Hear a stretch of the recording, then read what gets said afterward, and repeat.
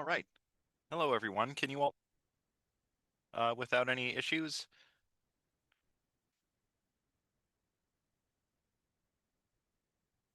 Excellent. So today we're going to move on and talk about knowledge. Let me just share my screen so that we can bring up the PowerPoint slides. I saw that somebody on Discord had posted that they were finally watching The Matrix. I wonder if they're here today.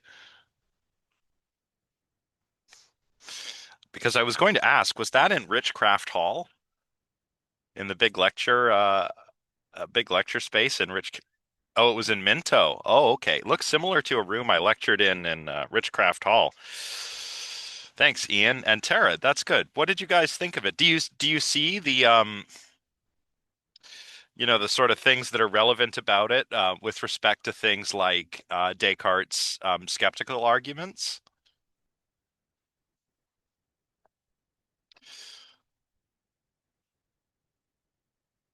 I mean, one thing that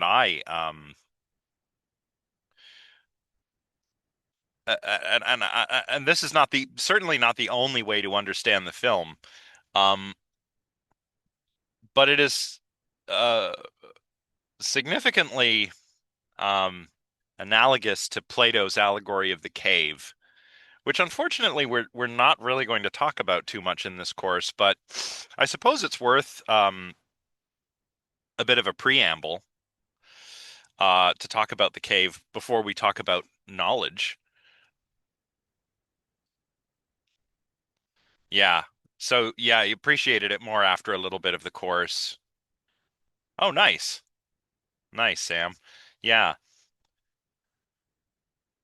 I kind of see it as a sort of cyberpunk retelling as of Plato's allegory of the cave, which comes from the Republic, his book, The Republic, which is quite a long, what we call a dialogue, sort of conversation between the character Socrates and other interlocutors. And in the case of the Republic, it's all about how to have a good state or how to have an ideal society, right? Of course, you probably wouldn't have wanted to live in Plato's Republic. I mean, contemporary thinkers like Karl Popper have pointed out that Plato's Republic is actually a totalitarian state, right? It's run by philosopher kings and queens. There are three social classes. So there's the guardians, um, who are the philosopher kings and queens. There's a sort of soldier or police class, and then there's everyone else. There's eugenics. Eugenics would be practiced in Plato's Republic, as it was in Sparta. Not like modern eugenics, um, but sort of the Spartan equivalent, doing away with the weak and the unfit, etc. Yeah, well, yeah. That's a good point, Pernille. But one thing I will say is that Plato's view of what we ought to discuss, what we ought to learn about, what we ought to study in the Republic is, or even what art we ought to do is pretty restrictive. Like for example, Plato doesn't think we should have certain sorts of music in his ideal society. We don't want any music that's going to make people angry or that's going to make people question authority, right?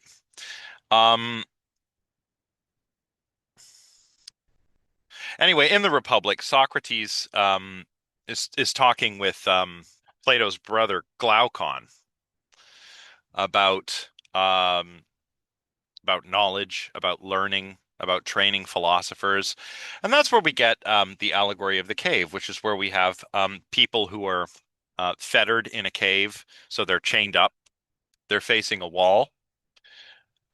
Behind them is a sort of rampart, and behind that is a fire. So it's casting a light and shadows onto the wall. People are carrying things across this rampart, casting additional shadows onto the wall, which the prisoners mistake for real objects. And they even give names to these objects and talk about them, as if they were real, even though they're mere appearance, mere phenomena, right? But one day a prisoner escapes and he beholds that what he thought was real was in fact mere appearance. And it takes a while for his eyes to adjust, but eventually he sort of grasps the real nature of these objects and realizes that the shadows are not real. And eventually he makes his way up out of the cave, um, and sees everything illuminated in the light of the sun. Of course, his eyes strain. This hurts. It's not a pleasant process. Um, but eventually his eyes adjust and he can even look upon the sun for just a little bit. And the sun is meant to be the form of the good, by the way, which illuminates everything for us. Then he goes back down into the cave and tries to tell people, the truth of the world. And of course, he's met with mockery, skepticism, and perhaps even harm from the other prisoners. And this is meant to sort of depict the philosopher's journey from ignorance to knowledge. And it also is the same journey that Neo takes in the film, right? Um, that's the way I like to approach this. And we're all on our sort of journey, our own philosopher's journey here from ignorance to knowledge. When I say ignorance to knowledge, of course, I'm not saying that you guys don't know anything. You obviously know a lot. Um, um, but we're learning more. We're learning more and more as we go. Um, and we're probably going to realize that some of the things we thought we knew we didn't know, right? That was a big theme in the first chapter. But now that we're on to the second chapter, we've covered Descartes' skeptical arguments, the dream argument and the demon argument. We've talked about what Hume has to say about inductive reasoning. Now we're going to talk about what knowledge is, um, what differentiates knowledge from a true belief, how do we know when we have knowledge, etc. We're going to talk about two broad philosophical traditions that have existed since antiquity, and that's rationalism and empiricism. And we're going to discuss if and try and get clear about the difference between a priori knowledge and a posteriori knowledge. Um, and we'll try to get clear about the nature of these two types of knowledge as well. So we've got to go all the way back to ancient Greece during the classical period, where we've got these two figures, Plato and Aristotle. This is a sort of cropped image taken from the School of Athens by Raphael. So Renaissance artist did this. I suppose I'm actually not sure whether this is a painting or a fresco. Maybe there's some art history people who can tell us. But it depicts all kinds of famous philosophers who lived at various times in the ancient world. The difference between Descartes' stance and Strawson's stance. Um, do you mean the difference between Hume's and Strawson's?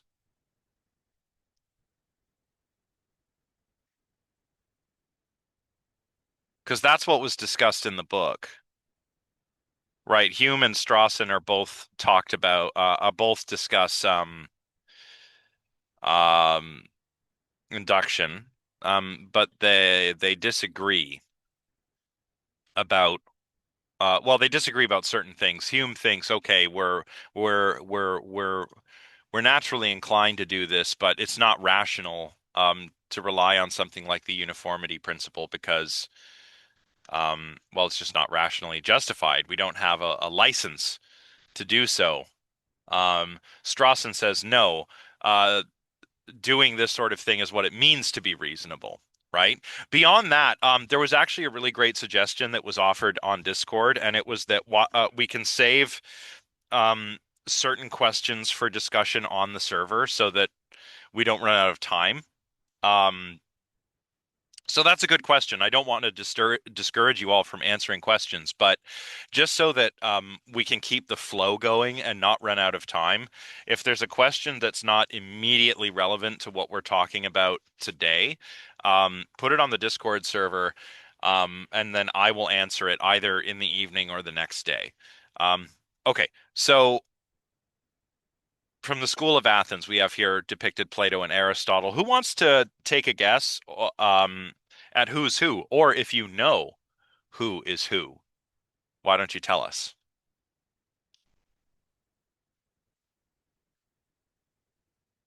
Yeah, Nicholas?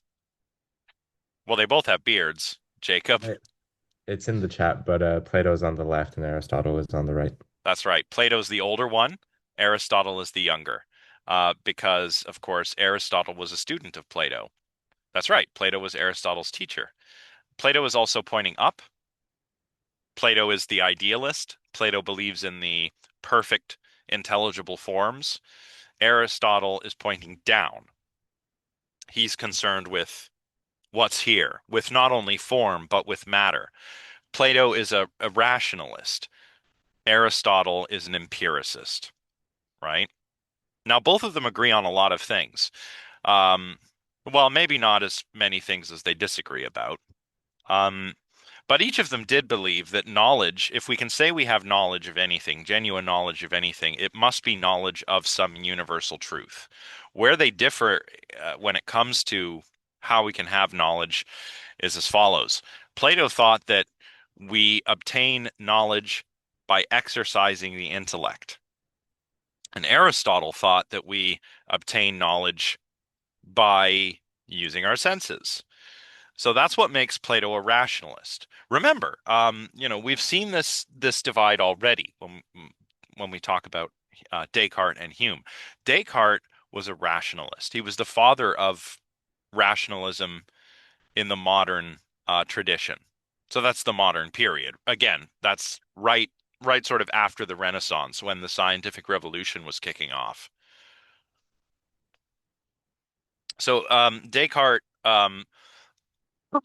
through the use of reason, determines that he cannot trust his senses, and that he is a thinking thing, that his mind is distinct from his body. He does this all just by thinking about it, by reasoning it through,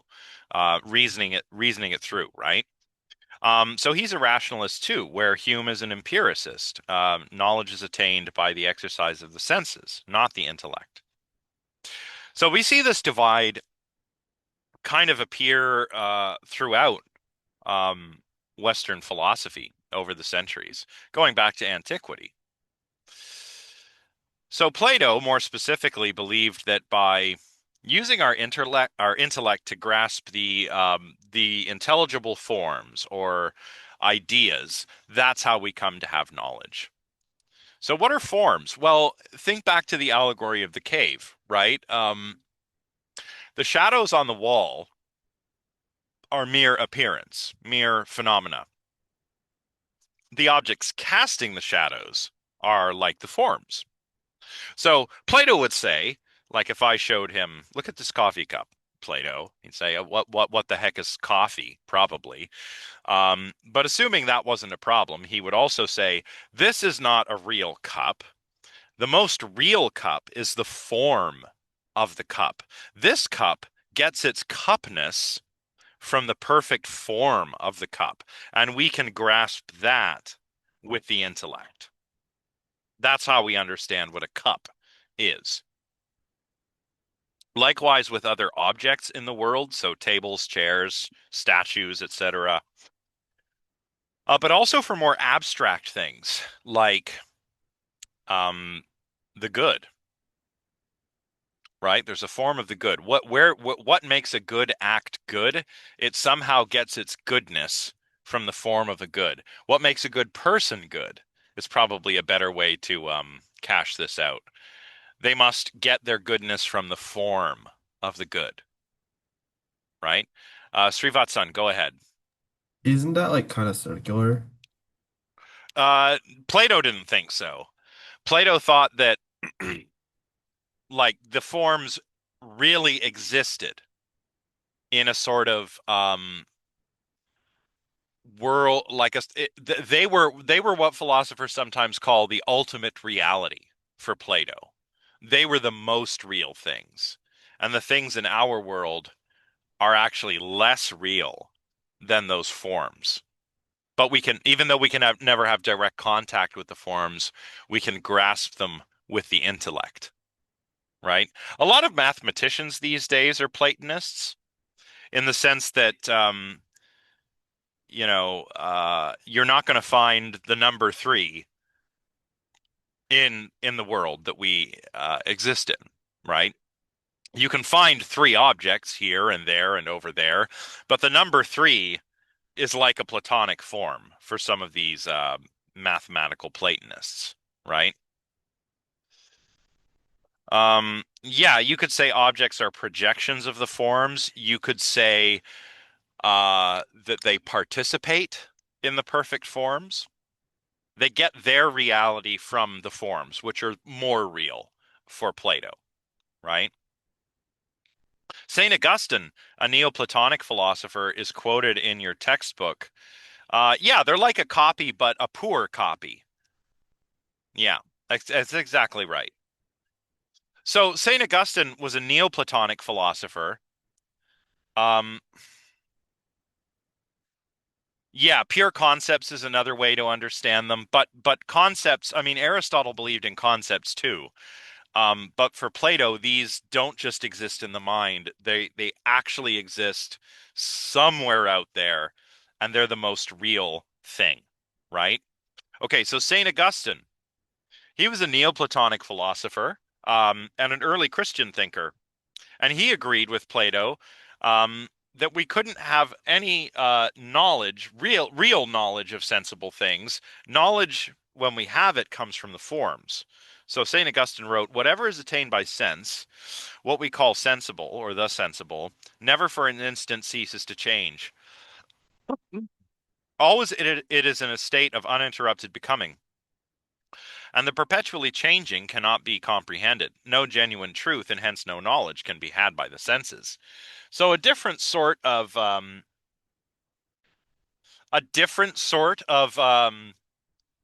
skeptical worry than we saw last week in Descartes.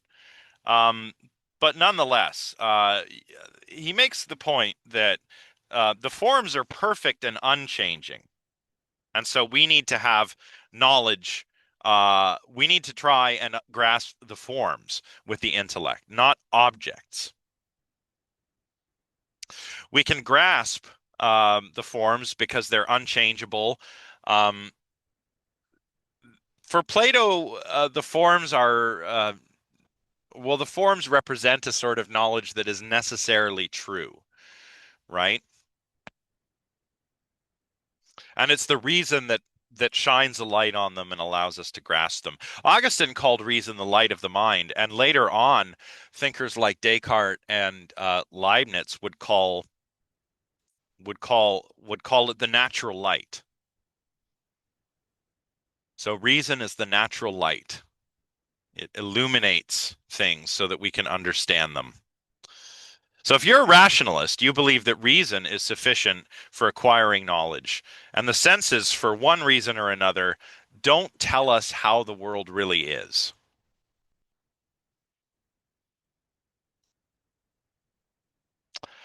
Yeah, I mean, really, yeah, because Plato is concerned. Plato is certainly not a skeptic, but he's concerned um, about having knowledge.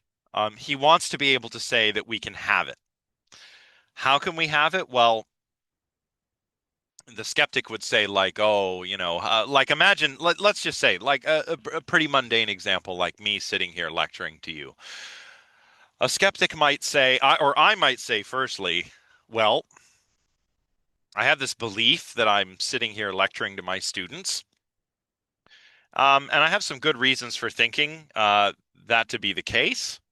So I'll say that I have a justified true belief that I'm sitting here lecturing to my students. And the skeptic could say, well, hang on, you could be dreaming that you're lecturing to your students. You could be a brain in a vat. You could be in the Matrix, right? How do you know that you're not? You don't. So therefore, you don't know that you're actually sitting here lecturing to your students, right? Plato would say, well, there are some things that we can know with certainty, and those are the things that we can grasp with the intellect, and those are the forms. The forms or ideas, right? Forms comes from morphe, which means form, like literally. Um, uh, idea comes from eidos, which means that which is seen in the mind, right? So if you can grasp it with the intellect, you can have certainty.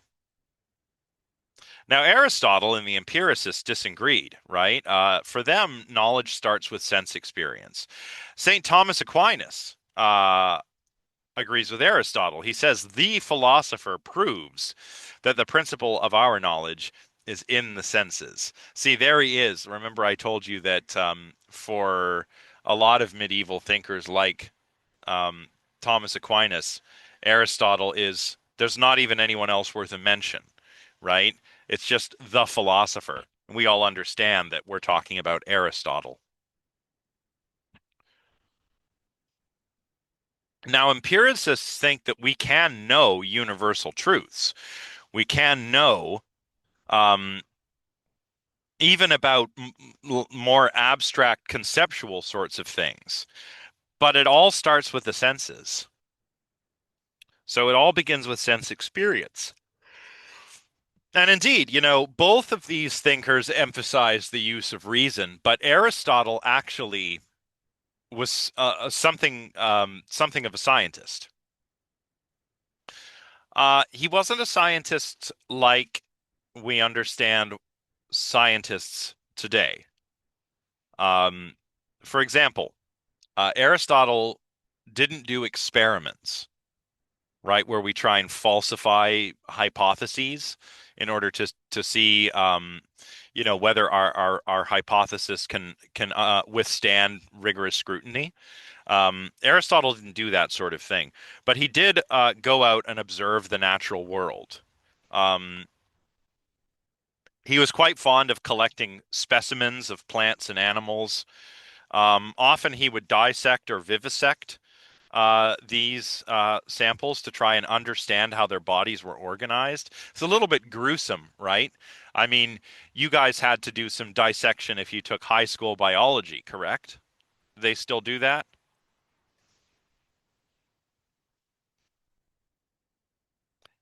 Yeah, he was like a biologist. In fact, some people regard Aristotle as the originator of biology. Yeah. Yeah, the frogs and the pigs. We did the pigs. Ew, cow eyes. Ugh. Chicken thighs. I can do that at home. Yeah, it's gross. Well, if you think that's gross, Aristotle liked vivisecting, which is when you dissect something while it's still alive. So, at least they weren't making you do that in high school biology. A moose heart, interesting. Sheep's eye? Yeah. Bro was on empiricism, Dervish. Um, yeah, the formaldehyde, quite smelly. Yeah. But yeah, it's pretty gross, right? But Aristotle really wanted just to understand how creatures function, right? So he's not doing experiments, but he is investigating the natural world with his senses. Um, and of course, there are many other empiricist philosophers we can talk about. David Hume is one we've already mentioned. John Locke is another one. Of course, there are a lot of rationalist thinkers we can point to too. Descartes. Um, a lot of rationalists followed Descartes, departed from him on the mind-body dualism, but you've got thinkers like Spinoza and Leibniz, right? So yeah, this debate between rationalism and empiricism has never really gone away.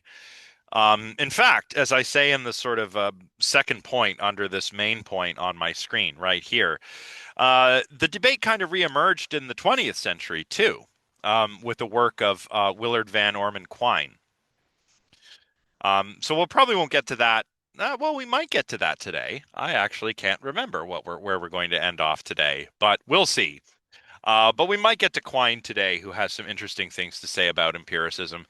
Crumley, in any case, in chapter two, says that we can draw better distinctions between rationalism and empiricism if we consider the nature of a priori knowledge. So a priori is just Latin for like prior to. Um, and when we say a priori or a posteriori means posterior to or after. We mean relative, like before or after sense experience. So a priori knowledge is knowledge that we can obtain prior to sense experience, and a posteriori knowledge is knowledge that we can have after we exercise our senses, right? Now, rationalists and empiricists both in the 17th and 18th centuries. So, we're talking our Descartes, Hume, Leibniz, Spinoza, John Locke, all the eclectic bunch of folks devoted a lot of debate to the nature of a priori knowledge. And again, this debate sort of reemerged in the 20th century as well. We're going to survey some of this to try and distinguish between the rationalist views about knowledge and the empiricists' views about knowledge. So let's start with rationalism. One of the claims of rationalism is that we can know things, namely universal truths, just by thinking about them, just by reflecting, contemplation. And that's the source of a priori knowledge. It doesn't have to be, you don't have to be a Platonist when it comes to this stuff. You don't have to commit yourself to the existence of perfect forms. But um, we'll all agree that you can know things like, truths about triangles simply by thinking about them. You can know without checking every single triangle that all triangles are three-sided polygons. And you can know that without committing to like a belief in the perfect form of the triangle as well, right? That's what I mean. Now, these truths that are known a priori are what we call necessary truths. They've got to be true, not just in this world, which changes a lot, but in every possible world, right? So a triangle has three sides in this world, even though this world is a sort of dynamic, chaotic place, right? All kinds of things change all the time in this world. People, the weather, um, life forms themselves change over the eons, right? Um, 65 million years ago, there were no human beings, and the dinosaurs were on their way out, right? And things change. Nowadays, you go out looking for a dinosaur, you're not really going to find one. You will find birds, though, which I guess technically are dinosaurs, but they look very different from, you know, Tyrannosaurus Rex and Apatosaurus and all of those familiar examples that we love. Yes, they were defined by a person, Yusuf, that's right. But um, the concept, even though a human articulated the concept, it almost doesn't matter for a rationalist because once you've worked out the concept of a triangle, then you know that every triangle in the universe must have three sides, right? Not just in this universe, but in every possible world. And here we mean every logically possible world. So necessary truths are true in this universe and in every other logically possible universe. Now, we're not talking about some kind of Rick and Morty type multiverse here, where there are actual other physical universes. We're talking about universes that could have logically been. Um, in every one of those worlds, these necessary truths will remain true. Triangles will have three sides in every logically possible world. So, Once we acquire the relevant concepts, like once I learn what a triangle is, then reason alone can allow me to grasp whether a proposition about triangles is true. You could say, like, once I've mastered the concept of a triangle, you could say, hey, Professor Redstone, I found a four-sided triangle. And I could just know without going and looking that that is not a true proposition. You couldn't have found a four-sided triangle. You must have found something else, a square, a rectangle, a rhombus, a trapezoid, anything but a triangle, right? Well, as long as it's got four sides. All right. We've been using very straightforward examples so far. Triangles are three-sided polygons with internal angles that sum to 180 degrees. All squares have four sides, is one I've got on the slide. All bachelors are unmarried, right? These are things that are true by definition. So these are a priori because they're true by definition. No problem grasping the truth of propositions related to thing a priori stuff that is true a priori by virtue of being by virtue of the way that the concept is defined, right?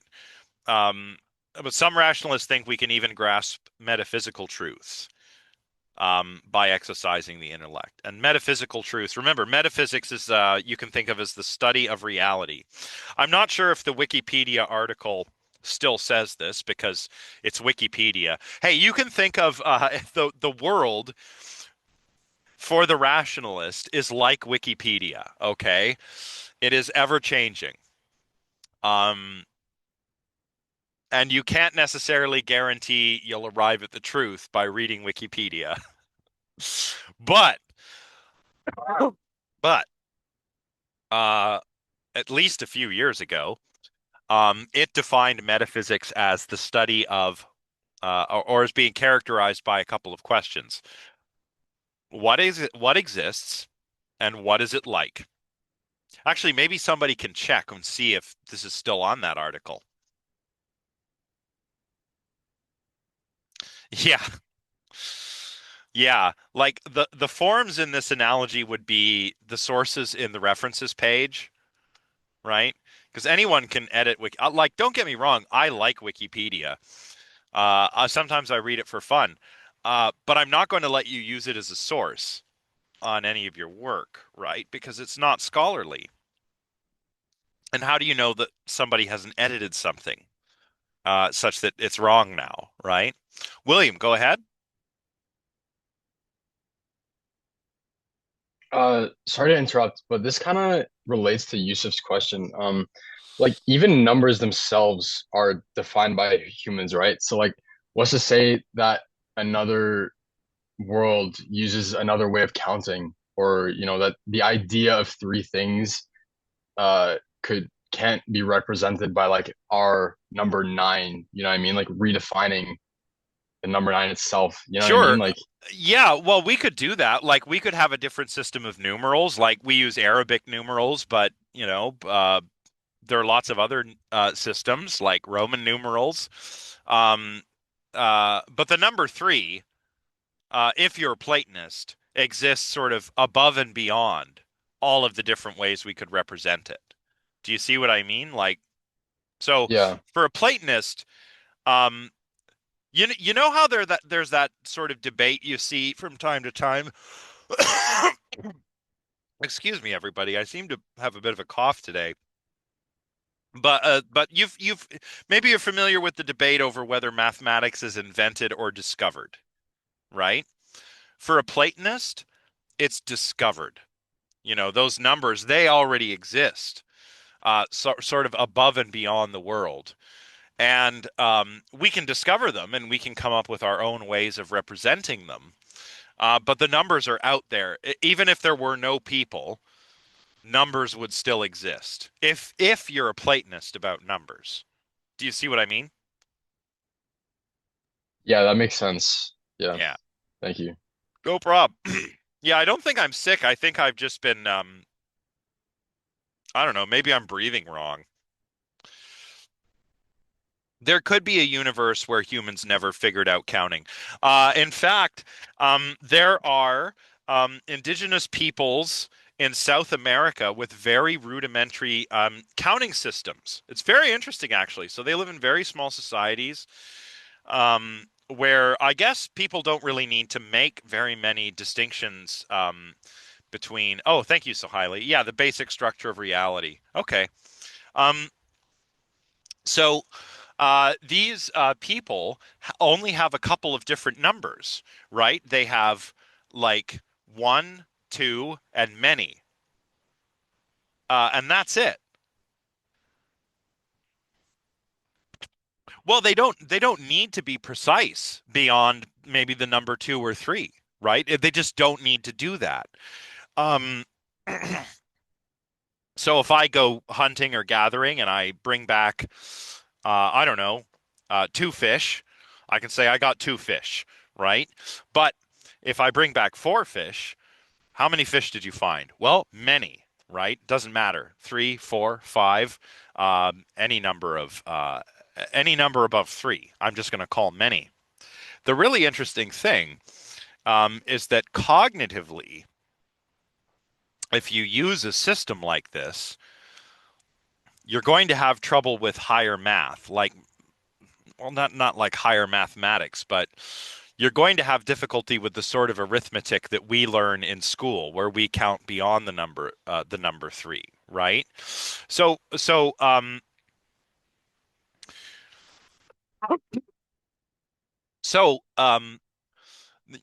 basically we've learned, like anthropologists and cognitive scientists have studied populations like this, and we've learned that um, if you don't acquire the right concepts early on, you're not going to acquire them. Nonetheless, numbers greater than three still exist, right? So that's very interesting. I think that's really interesting. And the same, yeah, enough. Yeah, that's the idea, right? Enough. I got enough fish, which is many.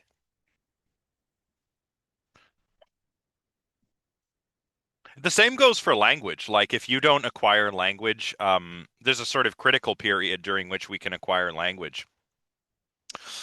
And if we miss that critical period, um, we cannot we cannot master a language. Okay. Now, yeah, metaphysics. Some rationalists think we could grasp metaphysical truths using reason. Something like all events have a cause. That's a metaphysical proposition, right? That's a proposition about the fundamental nature of reality. All events have a cause. Um, if you're a rationalist, even these sorts of things can be objects of a priori knowledge. What's the period? Oh, the critical period? Um, I don't exactly know the exact years. You'd really want to ask like a developmental psychologist or a linguist, but I believe it's before the onset of adolescence, roughly. So, and we know this because of cases of uh, what used to be called feral children, right? These would be children who were horribly abused, say, kept in isolation. Um, or yeah, till five or six maybe. Yeah, like again, I'm not clear, but I know that there is a critical period, and it's evidenced by these unfortunate cases of these feral children where they're kept isolated and like horribly abused, and so they're not exposed to enough linguistic stimuli to pick up the language. And then, once they're found and freed, they don't acquire the language. Like if they're grown up, if they're in their teens, if they've been held captive for a very long time, they just can't acquire a language as competently as you or I, right? Okay, so recall, for example,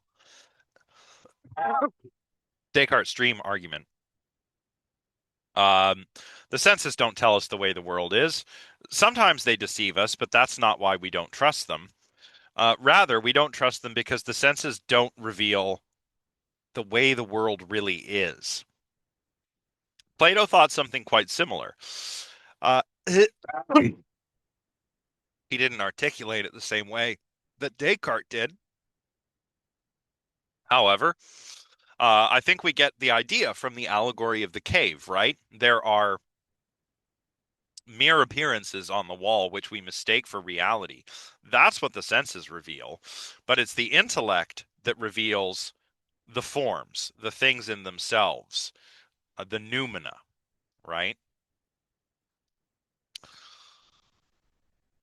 Mm. Well, yeah, okay, yeah, that's right. So this is a really interesting conversation. Yes. So Safula, if I'm saying that right. So you already spoke a language, right? Yeah, like Pernille says. So you already spoke a language. Um, so really all you had to do was learn the grammar and vocabulary of a new one. But if you're like one of these feral children and you don't learn any grammar or vocabulary by a certain point, then you're just not going to turn into a competent speaker of any language, right? And also children when you're young, so say you're around 11, children are children's brains are a lot more plastic. So it's easier for younger folks to learn newer languages than it is for older folks. It's not to say that older folks cannot learn languages, second languages. Yeah, exactly, June. Yeah, exactly. Now, it's never too late. I have a colleague in the philosophy department. She already speaks like four languages and she's learning a fifth one.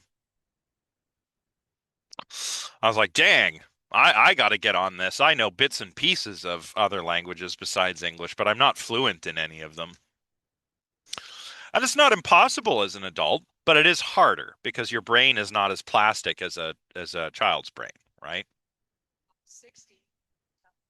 Not my picnic table buddy here is learning Italian. How do you find it? Oh, okay. Yeah, nice. Probably a lot of transference with the French because of the Romance language thing. Yeah, yeah, totally. Thank you. No, no, all good. Yeah, Galen, Dutch. Yeah, if you speak English, because they are quite similar. In fact, like the English of Chaucer and even Old English uh is quite similar to Dutch. Depending on how you define it, Dutch might be the closest language to English, at least when it comes to the number of speakers. If you're not worried about the number of speakers, it's probably Scots. But yeah, which language were you thinking of, William?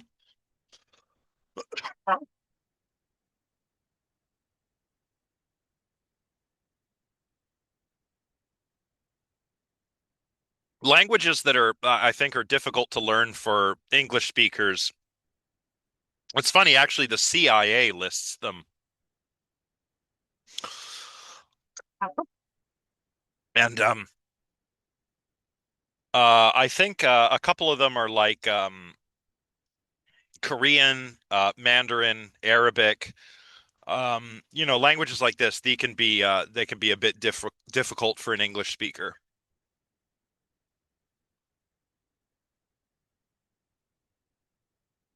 Well, Finnish and Estonian can be a bit unfamiliar because they're in a different language family.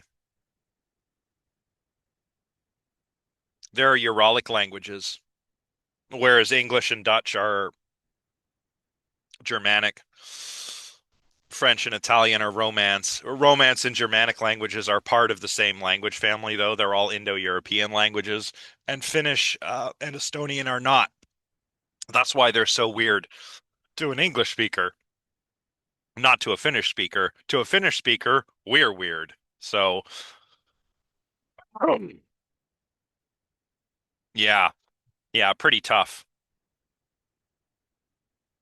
I have a friend who's in South Korea teaching English. He's been there for a few years now and still has not picked up the language, which I don't think it's quite impossible, but I think you really have to work at it. So, okay, the wax exercise. Oh God.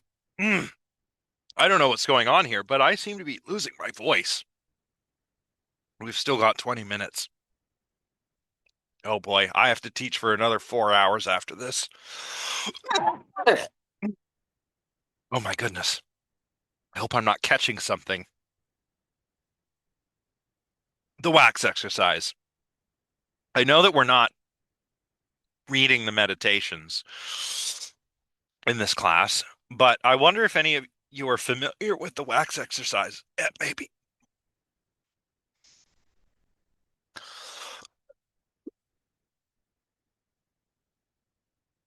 I'll be okay.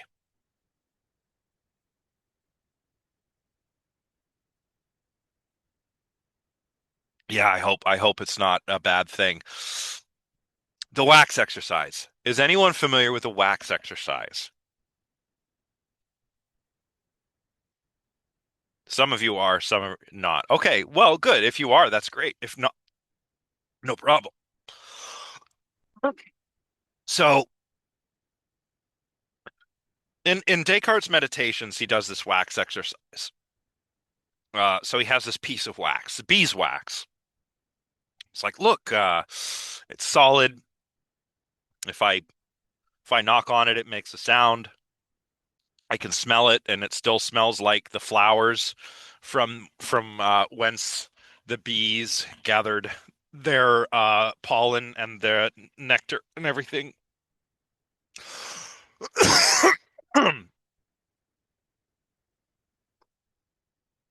But look what happens when I put it near the fire. Well, it melts. It expands. It becomes warm. Um, I can't knock on it anymore. Melts all over the place. It loses its aroma. The point of this exercise is that if Descartes relied solely on the senses, he might think that the wax changed into something else. But thanks to the intellect, he's able to grasp the true nature of the wax. Even though his senses are telling him that the wax is different now, he knows it's the same wax. How does he know? Well, it's not because of the senses. It's because he understands the nature of the wax due to his intellect. So that's what the wax exercise is all about.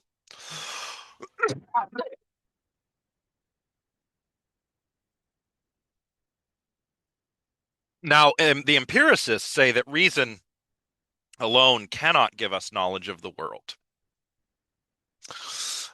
Sure, we can know some things prior to sense experience, but as David Hume said, our a priori knowledge is really just knowledge of relations between ideas or between concepts.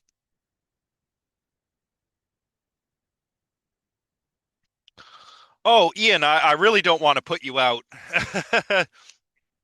I can go into absentations after class. I'm right by Taranga Commons, so I can go get some.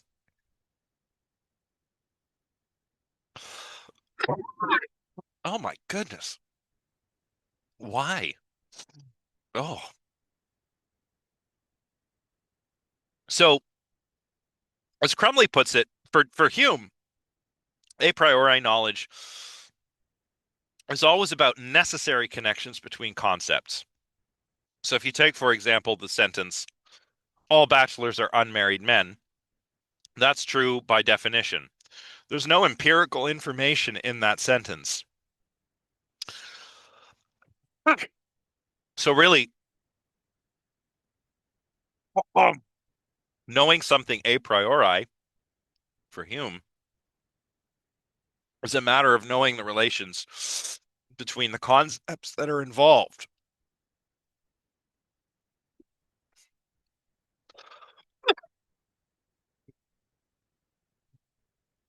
Now, one of the big disagreements here between the rationalists and the empiricists is the extent of our a priori knowledge. A 20th century philosopher named A.J. Ayer advocated for something that he called the linguistic view of the a priori, and that he thought undermined the motivations for rationalism. So he writes, for the fundamental tenet of rationalism is that thought is an independent source of knowledge. And the ground for this view is simply that the only necessary truths about the world which are known to us are known through thought and not through experience. So that if we can show either that the truths in question are not necessary or that they are not truths about the world, we shall be taking away the support on which rationalism rests. So remember, the earlier claim was that the earlier rationalist claim was that we can know metaphysical truths a priori. On the linguistic view of the a priori, we're kind of pulling the rug out from under that view. All a priori knowledge is really just about words, concepts. It has nothing to do with the world. Um, so if Ayer is right, and if Hume is right, we've kind of pulled the rug out from under the rationalists. That's until we come to Immanuel Kant. I really hope my voice holds up so that we can get through this.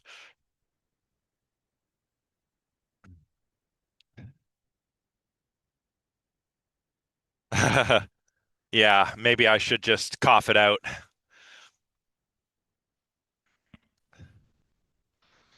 Okay, Kant. He wanted a Copernican revolution in metaphysics. And we'll get to what that means in a moment. Kant's an interesting fellow. He had a very productive career writing on all kinds of things: geology, astronomy, philosophy. Kant was actually the first person to propose what the notion of what we today call a galaxy. See, back in Kant's day, in the 18th century, you know, telescopes were all right, and we could see certain objects with telescopes or the naked eye. Um, David, your microphone's on. Sorry. Uh, and and we didn't really know what they were. We called them nebula, but we didn't know if they were groups of stars or gases or what the heck they were. Kant proposed that they were island universes, little islands of stars out there in the cosmos. And he was right. Which we we came to know in the 20th century. So, um, pretty forward-thinking guy. He claimed that when he read David Hume on empiricism, the stuff we covered last time, that he was awakened from a dogmatic slumber. Now, and that's when he published his three critiques toward the end of his life. The critique of pure reason, or the first critique, the critique of practical reason, the second critique, and the critique of judgment, or the third critique. The first critique deals with metaphysics and epistemology. The second deals with ethics and morality, and the third deals with aesthetics.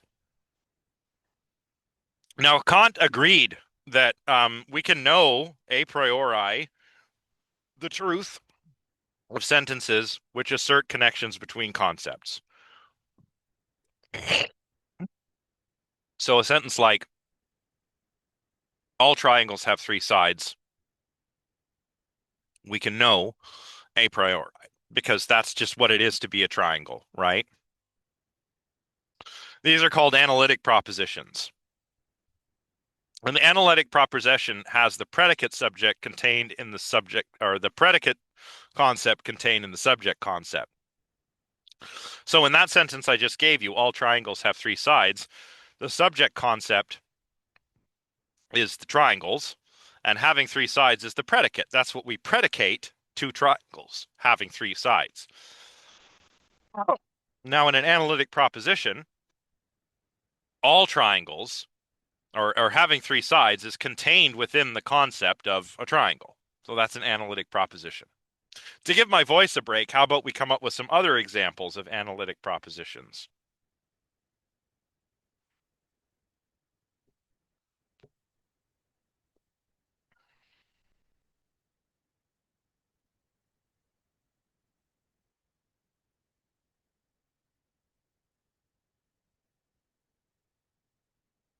Yeah, yeah.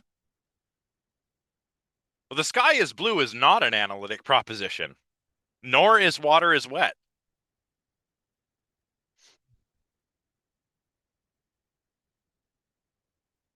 Coffee coming from beans is also not an analytic proposition. Think bigger. Think,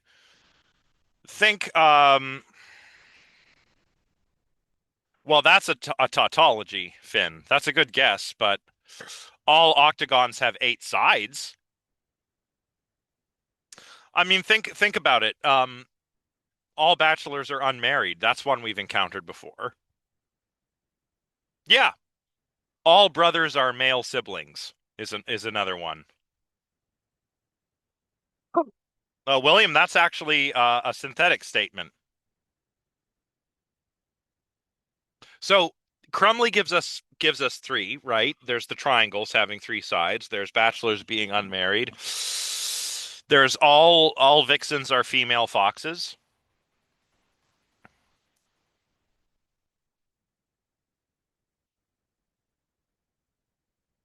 Squares.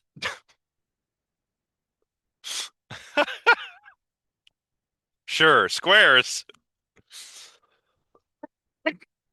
Um,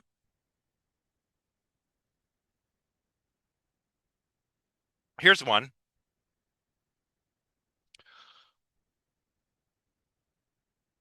All joeys are baby marsupials.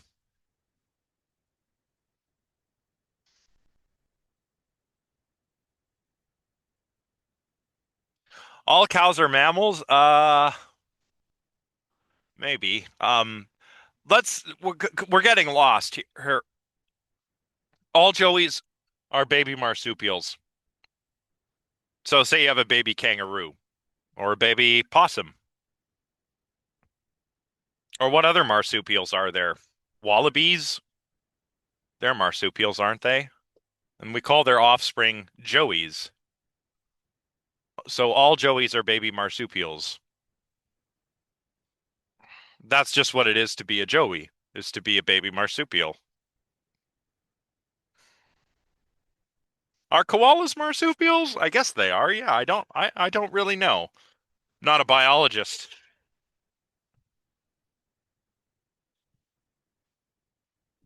But yeah, all joeys are baby marsupials. So the predicate, being a baby marsupial, is contained within the subject, being a joey. Likewise, the predicate concept of being an unmarried man is contained in the concept in the subject predicate bachelor, and so on.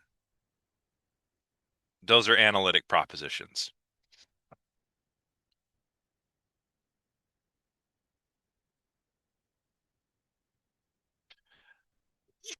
Well, a tautology is like an identity statement, right? Um, whereas this is defining your concepts. Uh, like, so a tautology is like A is A, like Aristotle's law of identity, right? But here, what we're trying to say is like we understand this concept because there are certain properties predicated to it, and those properties are actually contained within that concept. I hope that makes sense. Well, a square is a square, but we're defining a square as saying four sides and not some other number.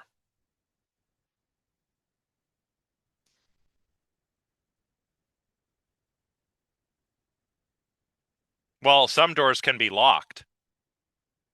So, yeah, like I think what William says here is a good way to put it, right? Um, so we have things that have properties. Uh, One of the properties a square has is being four-sided. So we predicate that property to squares. That's what makes it a square. Four sides of equal length, right? So that predicate concept is contained within the concept of a square. Like if you have in your mind a little box of concepts and you pull out your concept of the square and you open it up and it's going to say uh, four four-sided regular polygon or something like that, right?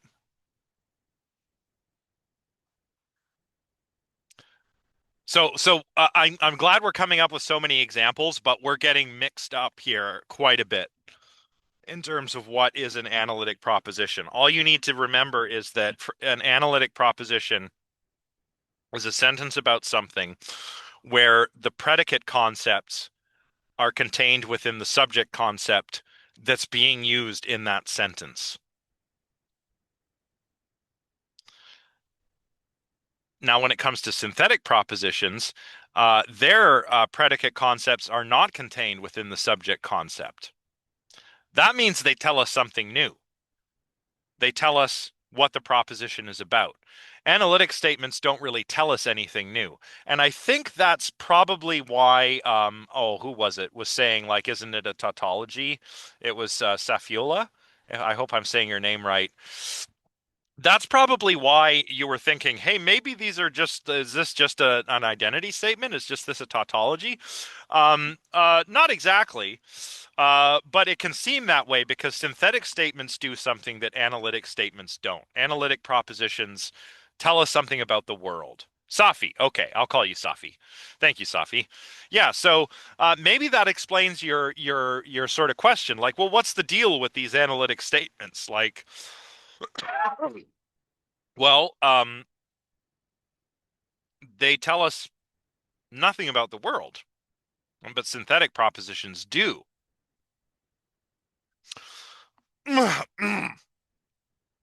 So, in the proposition, Sarah's pants are purple, the predicate concept is purple, but that's not contained within the concept pants. The pants could be any color. In fact, color is irrelevant to whether something counts as a pair of pants or not, right? So to find out what color pants are, you can't rely on the predicate concepts that are contained in the subject concept. You have to actually go and look. Let's see what color everybody's pants are. So our use of synthetic propositions is usually a posteriori, right? After or posterior to sense experience. Now, Kant wanted to know, can we have a synthetic a priori proposition? So here's how it usually works. We have analytic propositions, which are a priori. We have our synthetic propositions, which are a posteriori. Kant wants to know, can there be a synthetic a priori proposition?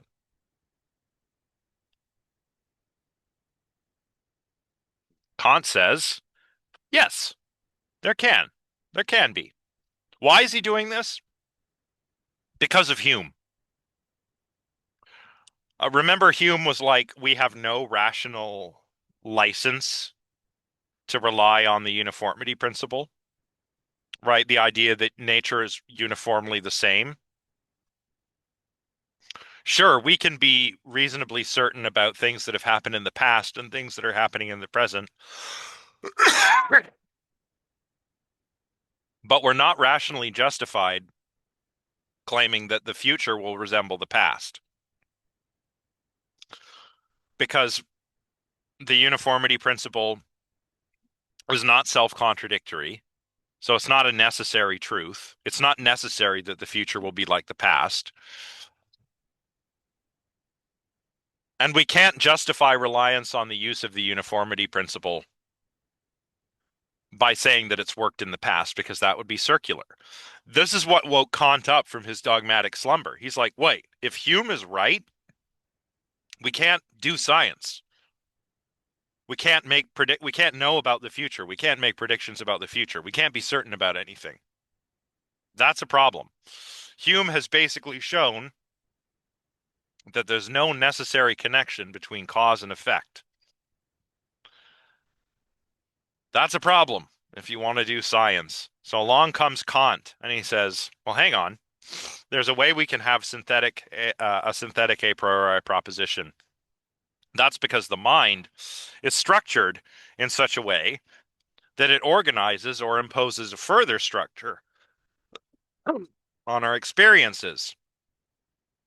So space and time, for Kant, are actually forms of sensible intuition. Space and time are empirically real, but they're also transcendentally ideal. It means they also exist in the mind. They're one of the ways the mind organizes our experience of the world.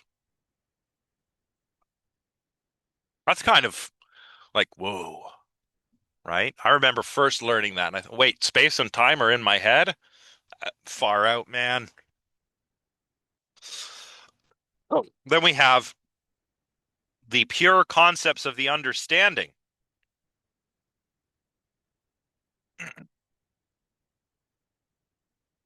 Um, which are quantity, quality, relation, and modality. Can you clarify, Galen, what you mean?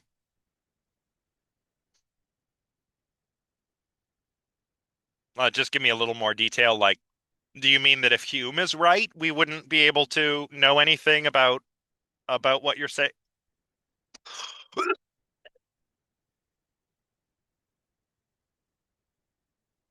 Yeah, I mean that's the worry, right? Like, yeah, that's right. Like, if Hume is right, how on earth are we going to be able to claim that we have scientific knowledge? Because the science that was emerging around this time was getting away from the Aristotelian causality of the Middle Ages and turning towards physical causation, right? A causes B causes C. Like the example that Hume was fond of using was billiard balls, right? You've all played pool, right? The cue stick strikes the cue ball, which strikes the eight ball, which goes into the corner pocket, right? A causes B causes C causes D, etc.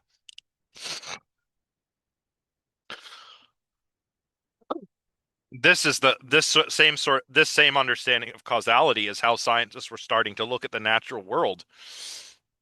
But if Hume is right, and there's no necessary connection between cause and effect, and if we're not rationally justified in relying on the uniformity principle, we can't have any scientific knowledge.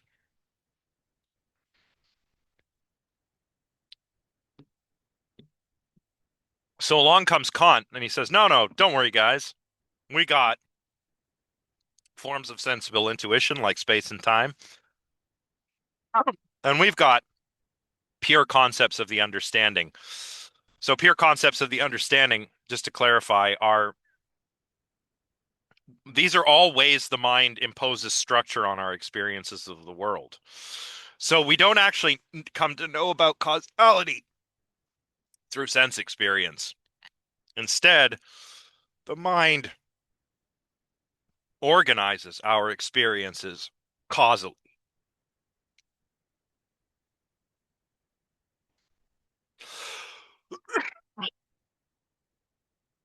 How much time do we have?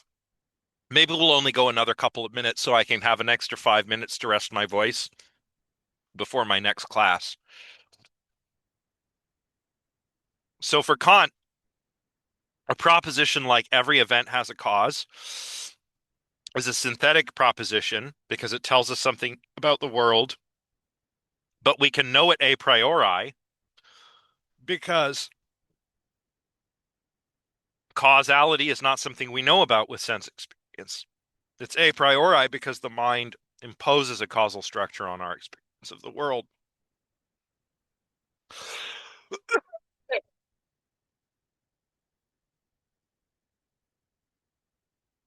So again, this is all found. It's a bit difficult to digest. It's a difficult text, but he delivers this in his critique of pure reason. And here, and this is important to note, actually,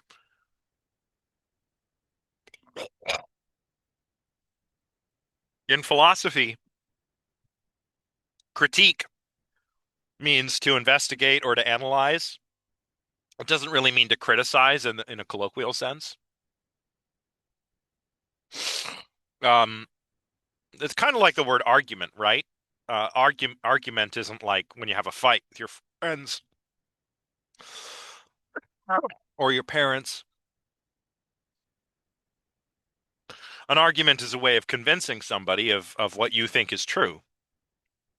Likewise, to criticize doesn't mean to say, like Kant is not like in the first critique. He's not saying, boy, pure reason is dumb, right? No, that's not what he's doing. He's analyzing pure reason. Oh my gosh, my voice is entering the Batman stage. All right, so I'll just read this bit if I can. Yeah, I'm just going to read this bit here and we'll pick this up on Thursday. It's so strange. It comes and goes.